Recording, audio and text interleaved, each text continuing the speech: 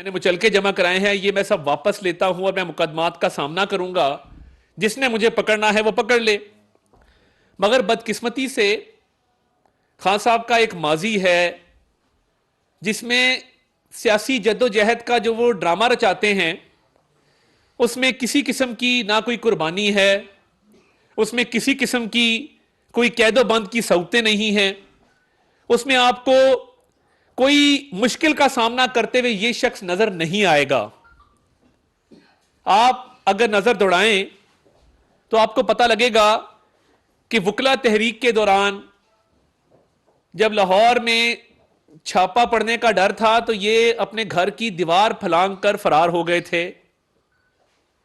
और ये बाकी मौकों पे भी पूरी लॉन्ग मार्च में, आप थोड़ा सा आपको माजी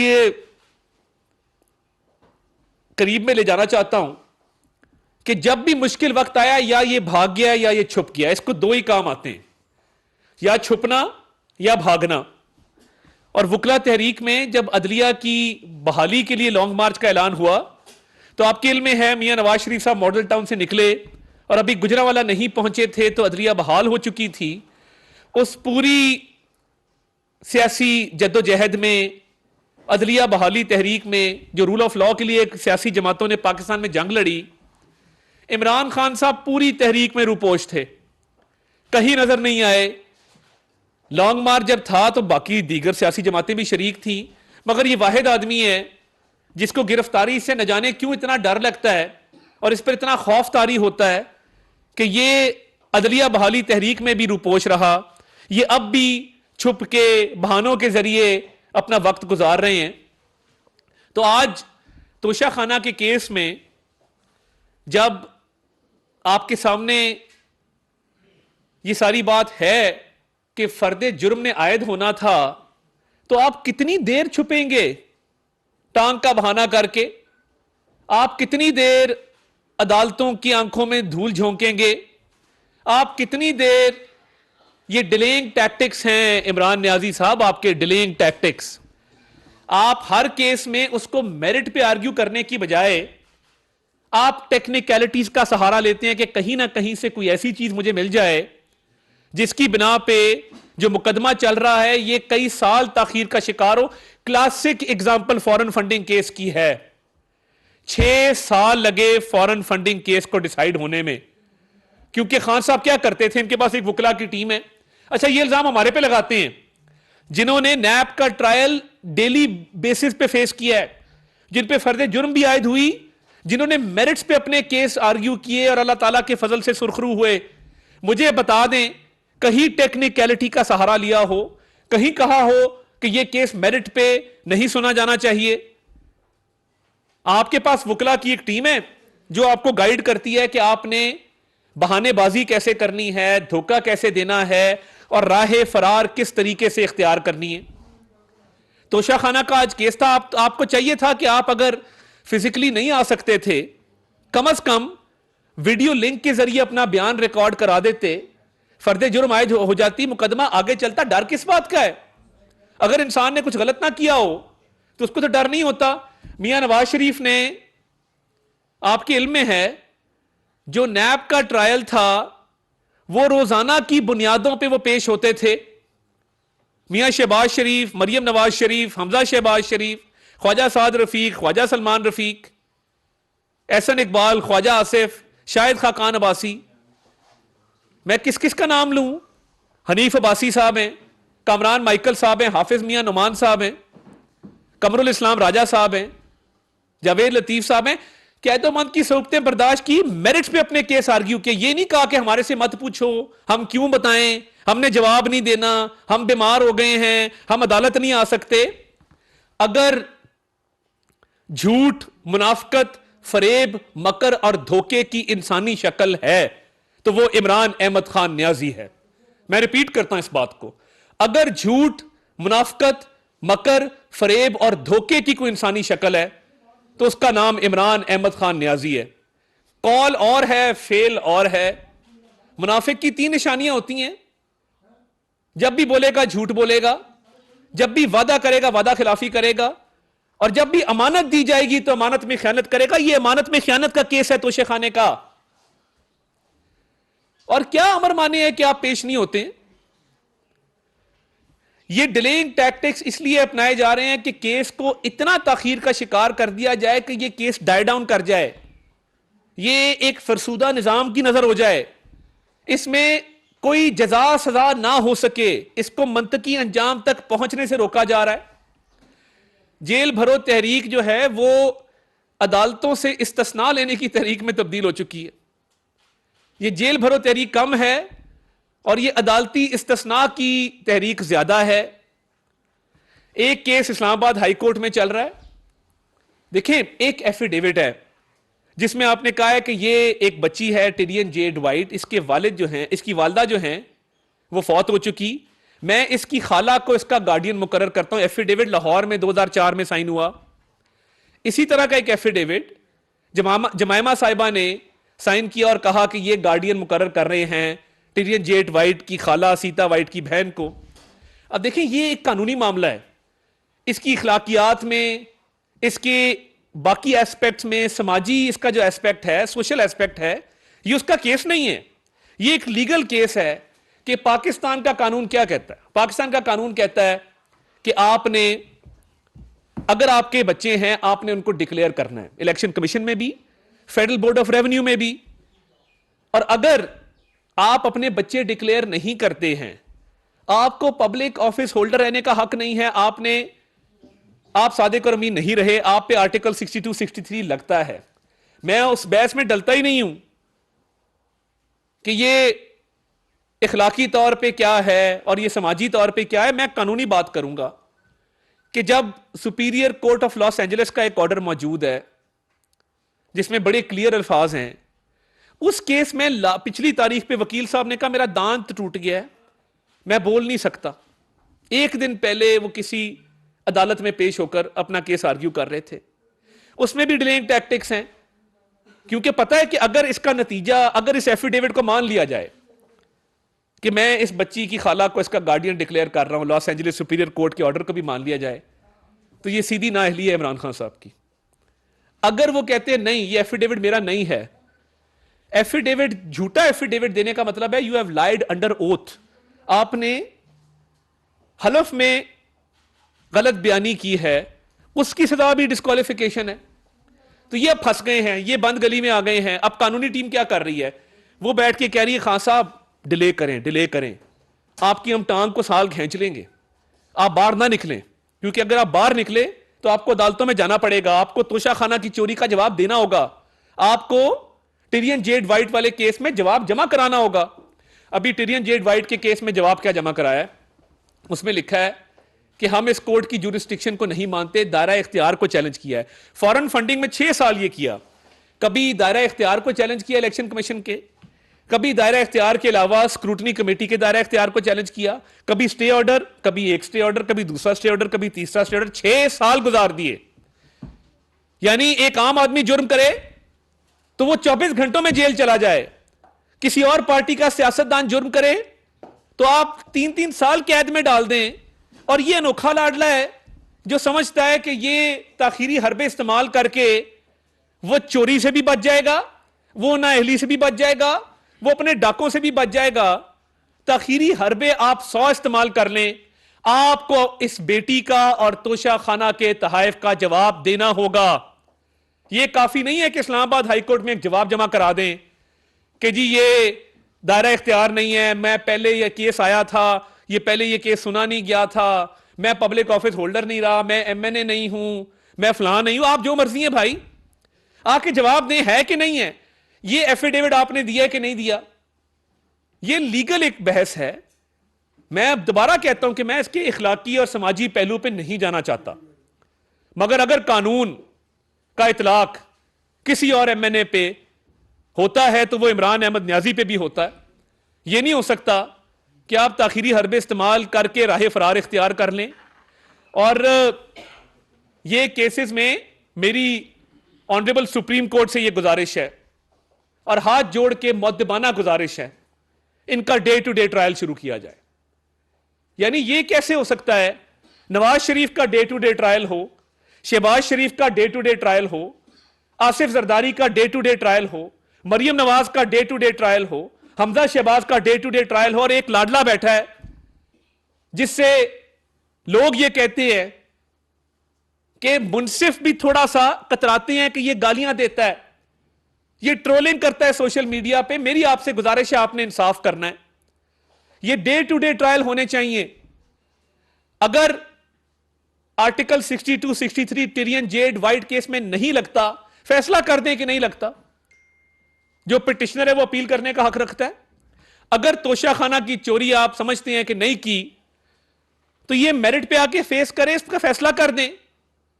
मगर ये नहीं हो सकता कि मुल्क में इंसाफ का दौरा मियार हो, कुछ लोगों पे वो और तरह से लागू हो, कुछ लोगों पे वो और तरह से लागू हो। अब दायरा इख्तियार को चैलेंज करना, स्टे ऑर्डर लेने का ये मास्टर है मिस्टर जेल भरो तहरीक। ना जेल का मतलब पता है, ना जेल भरने का मतलब पता है, ना तहरीक का मतलब पता है। हालांकि अपनी पार्टी का नाम तहरीक इंसाफ है, जिसमें ना तहरीक का इनको पता है, ना इंसाफ का पता है। हर जगह पे स्टे ऑर्डर और दायरा इख्तियार को चैलेंज, स्टे ऑर्डर, दायरा इख्तियार को चैलेंज करें ना। सामना क्यों नहीं करते? मैं चैलेंज करता हूं मेरिट पे आके बहस करें टिरियन जेड वाइट केस में। मैं चैलेंज करता हूं मेरिट पे आके बहस करें तोशाखाना केस में। जब इमरान खान साहब पहली दफा फराह गोगी के दफा में आए थे और उन्होंने कहा था कि Farah Gogi public office holder नहीं है, मैं कुछ स्लाइड आपको दिखाना चाहता हूं कैश बॉयज की, जिसमें मैं आपको बताऊंगा कि 1.6 अरब रुपया रिश्वत का, 1.6 अरब रुपया इमरान खान साहब। लोग कहते हैं ना कि जी सबूत कहां है कि इमरान खान साहब ने रिश्वत ली है। उस्मान बुज़दार को पंजाब का वजीर आला क्यों लगाया गया था, किसने लगाया था? क्या बुशरा बीबी ने नहीं लगवाया था? क्या उनकी बुज़दार साहब की अलिया से दोस्ती नहीं थी? बुज़दार साहब में कौन सी काबिलियत थी कि उनको पंजाब का वजीर आला लगाएगा? सिर्फ माल कमाना था। जिस औरत ने घड़ियां नहीं छोड़ी, ब्रेसलेट नहीं छोड़े, हार नहीं छोड़े, पोस्टिंग ट्रांसफर पे मैं हल्फन ये आपको बात करता हूं कि ठेकों में और पोस्टिंग ट्रांसफर में ये कमीशन लेते थे बैठ के। एहसन जमील गुज्जर साहब, कई लोगों की सिफारिश हमने उनको की है उस दौर में। हमारे भी दोस्त हैं पुलिस में, एडमिनिस्ट्रेशन में। कभी कोई ओएसडी होता था तो फोन करता था कि जी आपका अगर कोई दोस्त एहसन जमील का जानने वाला है, मेरी पोस्टिंग करा दें। मेरा छोटा भाई खुद चल के गया एहसन जमील के पास, एक आधी सिफारिश की। मैं क्या बताऊं आपको, हम एक शहर के रहने वाले हैं, गुजरांवाला के। हमें नहीं पता कि किस तरीके से ये सारी मनी लॉन्ड्रिंग की गई है। अब ये कैश बॉयज हैं। ये पहला कैश बॉय आप देखें, मोहम्मद अनवारुल हक सन ऑफ अता मोहम्मद। इसने जो टोटल डिपॉजिट करवाया है वो आप देख सकते हैं कि 754 ट्रांजैक्शन किए हैं इस एक बंदे ने। 754 ट्रांजैक्शन किए और टोटल अमाउंट अगर आप देखें तो टोटल अमाउंट इसकी बनती है 86 करोड़ 29 लाख रुपया इसने फराह गोगी के अकाउंट में कैश जमा कराया है। जरा एंड पे आए, ये सारे कैश बॉयज हैं, एंड पे आए जरा। फैसल मसीह है, अहमद मंसूर है, नासिर नवाज है, आगे एंड पे आए जरा, एंड पे आए, एंड पे आ जाएं। ये देखिए, रोके थोड़ा ऊपर, इधर रोके जरा। जो कुल ट्रांजैक्शंस हैं वो 959 ट्रांजैक्शंस हैं। ये जो एंड पे आप देख रहे हैं, कुल जो ट्रांजैक्शंस जो पैसे जमा कराने के लिए करवाए गए वो 959 ट्रांजैक्शंस हैं। और ये 1.6 अरब रुपया कैश जमा कराया गया है फराह गोगी के अकाउंट में 3 साल में। ये 3 साल का फिगर है। मुझे पाकिस्तान में कोई ऐसा कारोबार बता दें कि जिसमें ना बैंक टू बैंक ट्रांजैक्शन है, ना क्रॉस चेक है, ना ड्राफ्ट है, ना मनी ऑर्डर है, ना पे ऑर्डर है, सीधा कैश। अब ये 3 साल में 1.6 अरब रुपया कैश किस कारोबार से मुनाफा आया है? क्या कोई इस मुल्क में जवाब देने वाला है? और मुझे गलत साबित कर दें कि फराह गोगी को पाकिस्तान से फरार इमरान खान और बुशरा बीबी ने नहीं कराया, या ये 1.6 अरब रुपया कैश 3 साल में जो कमाया गया है वो इमरान खान और बुशरा बीबी की मावनत और इयानत से नहीं कमाया गया। मैं बिल्कुल चुप कर जाता हूं, नहीं बात करता इस इशू पे। मगर बात यह है कि फराह गोगी के असासे देखें आप कि यकदम 23 करोड़ की मालका 1.6 अरब रुपया जैसे ही बुजदार हुकूमत आती है 3 साल में कैसे कमा लेती है। और कैश क्यों है? क्योंकि रिश्वत और ठेकों के कमीशन कैश में आते हैं। ये 1.6 अरब रुपया कैश सारे बैंक से मैंने ये डेटा कलेक्ट किया है। इसमें बैंक्स आपको बताएंगे कि ये कैश आके फराह गोगी साहिबा के अकाउंट में जमा होता था। फराह गोगी ने 2018 में जब हुकूमत आई है 10 से 12 नए बैंक अकाउंट बनाए। क्यों बनाए? इसी काम के लिए बनाए कि रिश्वत का जो कैश का पैसा आता था वो इन अकाउंटों में जमा होता था। और इमरान नियाजी साहब और बुशरा बीबी इसमें हिस्सेदार थे। प्राइवेट जेट्स पे बाहर जाना, तोशाखाना के तहफ बेचना, वापस आ जाना, डेवलपमेंट प्रोजेक्ट्स में हिस्सा लेना, इमरान खान इसमें बराबर का शरीक है। और फराह को जब बाहर भगाया है, आपकी निकाह में फराह गवाह है। आप जो करते रहे तमाम तर मामलात में आपकी किचन कैबिनेट में फराह शामिल होती थी, तो वो पाकिस्तान वापस क्यों नहीं आती? बुलाएं ना पाकिस्तान, आके नैब का सामना करें, एफआईए का सामना करें, केसेस पड़े हुए मफरूर है, बाहर बैठे हैं, आके सामना करें, बताएं कि ये 1.6 अरब रुपया और ये कैश बॉयज ऊपर चले ना, हनूक सन ऑफ रियासत मसीह, मुनीर हुसैन सन ऑफ मोहम्मद हुसैन, ऊपर चले जरा। ये 20-20, 30-30 हजार के मुलाजिम हैं, सारे ऊपर आए। ये बातें हमें करते थे, निकला क्या? कुछ भी नहीं।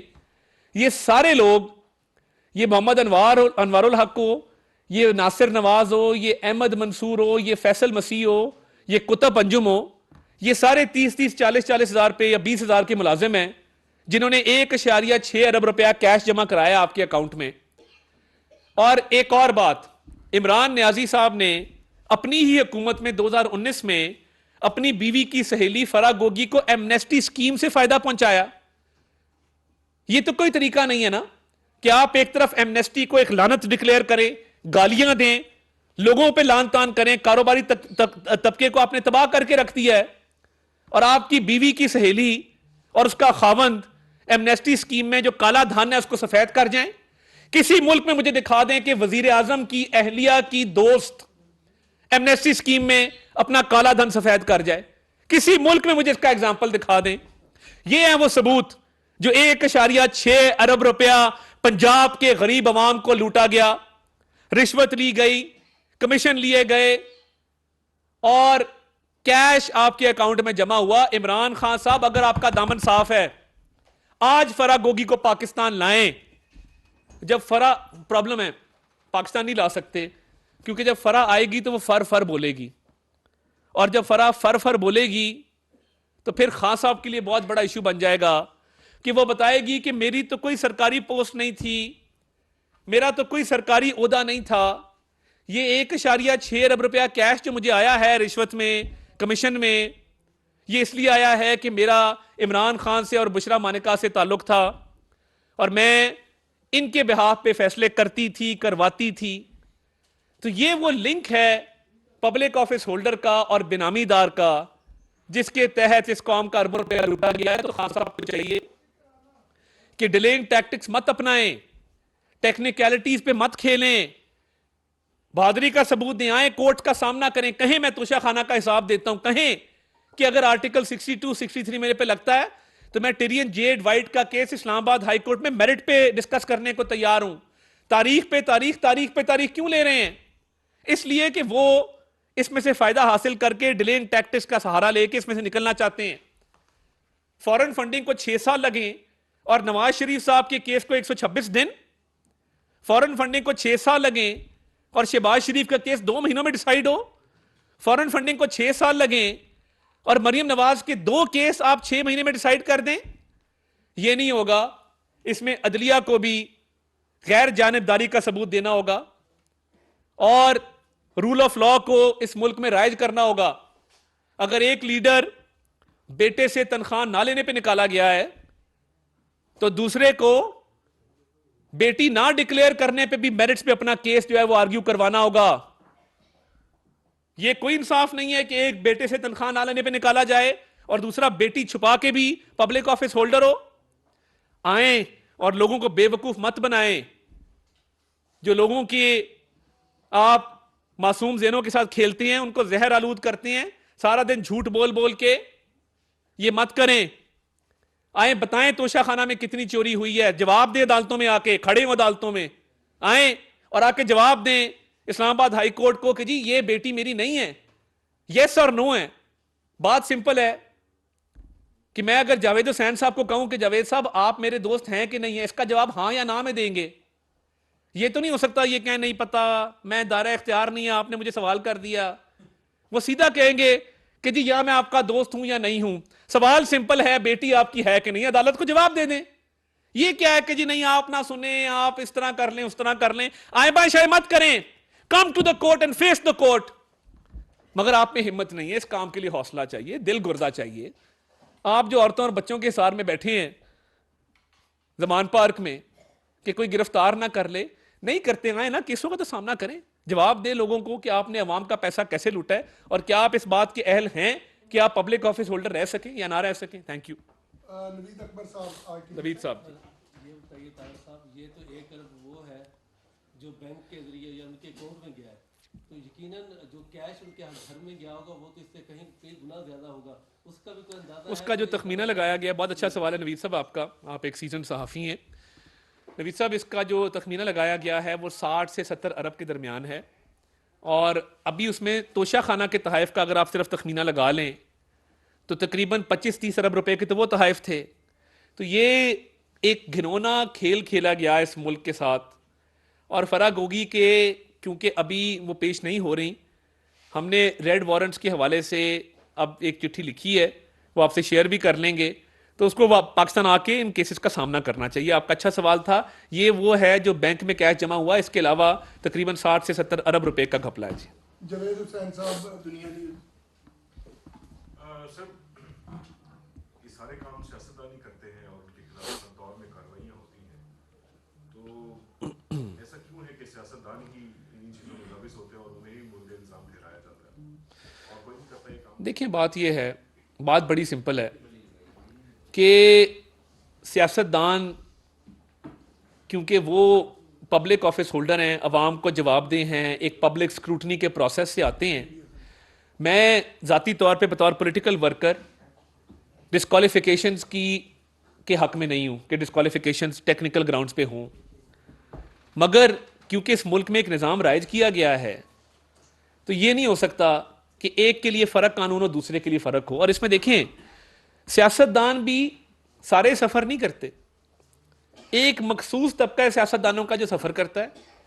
इस तरह के लोग गालम गलोच करके, इदारों को डरा धमका के, अदलिया को डरा धमका के अपना रास्ता निकाल लेते हैं। और देखें ना, वो भी अभी आपने अच्छा किया याद करा दिया, सियासतदान से मुझे याद आ गया मोनो सिलाई साहब, अल्लाह माफ़ करे, इतना तकब्बर मैंने ज़िंदगी में नहीं देखा कि जिस दिन सुप्रीम कोर्ट का ऑर्डर आया तो ट्वीट की कि कुकड़ी गया, कुकड़ी का अब्बा नहीं बचा सका, कुकड़ी की बाजी नहीं बचा सकी। आप लैंग्वेज देखें, आपके हक में कोर्ट का एक ऑर्डर है, अल्लाह ताला का शुक्र अदा करें कि जी जैसा भी है कोर्ट का ऑर्डर मेरे वालिद साहब के हक में आ गया है। अब कुकड़ी कुकड़ी करते हुए खुद जो है वो फड़फड़ा के बाहर चले गए अपने पर फैला के, तो आए ना वापस सामना करें और जवाब दें। और कल से झूठी खबरें चला रहे हैं कि जी वो गिरफ्तारी होगी मोहम्मद खान भट्टी की, कोई गिरफ्तारी नहीं, उन्होंने रिपोर्ट करवाया हुआ है, इन्होंने छिपाया हुआ है, इनके पास है, वो उसको पेश नहीं करवाना चाहते। किसी किस्म की ना गिरफ्तारी हुई है ना हिरासत में लिया गया है, ये उन्होंने एक ड्रामा रचाया है ताकि इस केस में वो बच सकें विक्टिम कार्ड प्ले करके। ठीक है, जुल्फकार गरमानी जनाब जुल्फकार साहब, एक तरफ हुकूमत कोशिश कर रही है कि एपीसी को, और वो बड़ा सीरियस इशू है अफगानिस्तान और ये दहशतगर्दी का, और शामन कुरैशी साहब ने बताया कि एक तरफ एपीसी में दावत दी जा रही है, दूसरी तरफ इल्जाम तराशी की जा रही है, तो एक रास्ता अख्तियार किया जाए, तो इस पर फिर आप क्या? देखिए बात यह है, एक नेशनल कॉज है और नेशनल कॉज के तहत हर किसी को एपीसी में शरीक भी होना चाहिए और ये मुल्क की सालमियत का मामला है, उसमें अपनी इनपुट भी देनी चाहिए। अगर बहाना ढूंढेंगे कि जी फलां इल्ज़ाम लगाया मैं एपीसी में नहीं आता, तो फिर इसका मतलब है कि आपका ज़ाती मफाद पाकिस्तान के मफाद से बड़ा है, आप अपने ज़ाती मफाद को पाकिस्तान के मफाद से अजीज रखते हैं कि क्योंकि इल्ज़ाम लगाया गया तो मैं इसलिए पेश नहीं हो सकता। गर्देई साहब, सर, आपने इमरान खान का दौर जियो से खत्म हो गया, वो लाडला तो उस टाइम चलो आप उनको कहते थे तो यकीन भी कर लेते थे, अब वो किसके लाडले हैं? आपने नहीं, बार-बार मैं अब वो लाडले इसलिए हैं कि वो गालम गलोच करके डरा धमका के, देखें जिन जजेस ने ये केसेस सुनने हैं उनकी फैमिलीज हैं, उनका एक हल्का अहबाब है, वो लोगों से मिलते हैं, उठते बैठते हैं। तो जब ये सोशल मीडिया पे गालियां हर तरह से जब लोगों को डरा धमका के आप अंडर प्रेशर करते हैं, तो जाहिर बात है वो फिर चीजें इल्तवा का शिकार हो जाती हैं। वो लाडला इसलिए है कि वो अपने आप को मुबारा समझता है कि मैं आइन और कानून की खिलाफ वर्जी करूं, मुझे कोई ना पूछे, और उसको पता है कि मैं स्टे ऑर्डर्स के पीछे छुप के, टेक्निकलिटीज के पीछे छुप के, 4 गालियां दे के, 4 धमकियां लगा के मैं अपना रास्ता निकाल सकता हूं। आपने वो फुटेज देखी, वो जेबा को बताना मैं आया था। आप अंदाजा करें, तुम एक जज के पास माफी मांगने पेश हो रहे, खातून जज के पास, वो ऐसे जा रहा है जिस तरह किसी फिल्म का हीरो है कि उसको बताना मैं आया था, माफी मांगने आया था। भाई तुम हो कौन? तुम्हें पता नहीं खातून जज से किस तरह बात करते हैं? ये एक माइंडसेट है पॉलिटिकल एलीट का। ये माइंडसेट ये है कि हम अनटचेबल हैं।